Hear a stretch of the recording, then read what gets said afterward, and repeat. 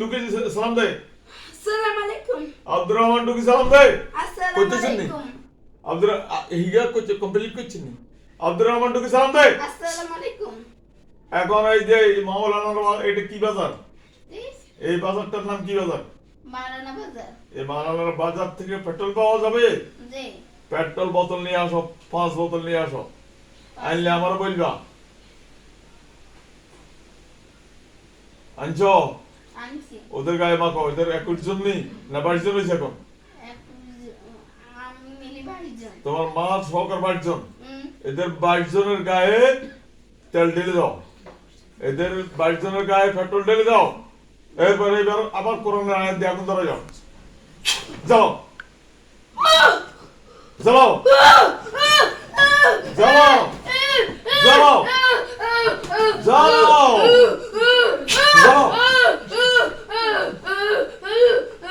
যাও কল জমা করে দাও।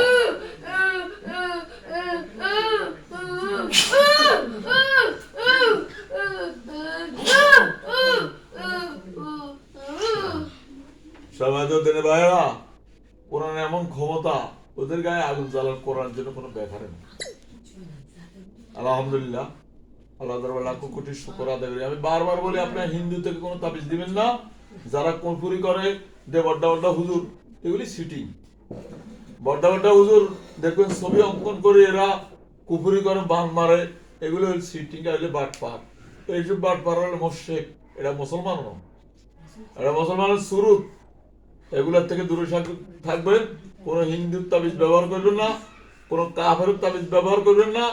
এবং আলেম ওলামার সুরুত ধরে অনেকে আছে ষাট গাছ দিয়ে কুফুরি কালাম করে, এই সমস্ত শয়তানের কাছে যাইবেন না, যেগুলো রাশির কথা বলে, যেগুলি ছবি অঙ্কন করে ওর উপর তাবিজ লেখে, কোরআন আয়াত লেখে, বাঘের উপর লেখে, তারপরে বিভিন্ন ঘোড়ার উপর লেখে, গাছের উপর লেখে। এই সমস্ত শয়তানের কাছে যাইবেন না। এদের কাছে যাইলে আপনি নিজেও মুশরিক হয়ে যাবেন।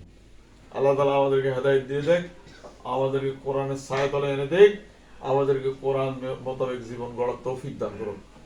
এখন এই 21 জনকে আমি কিছুক্ষণের মধ্যে জবা করে দিব ইনশাআল্লাহ, কোরআন রইছিলেন। এরপরে যদি বাকি থাকে ওদেরকে বোতল ঢুকাই দিই। আমাদের নাম্বার হচ্ছে 01710886467। আসসালামু আলাইকুম।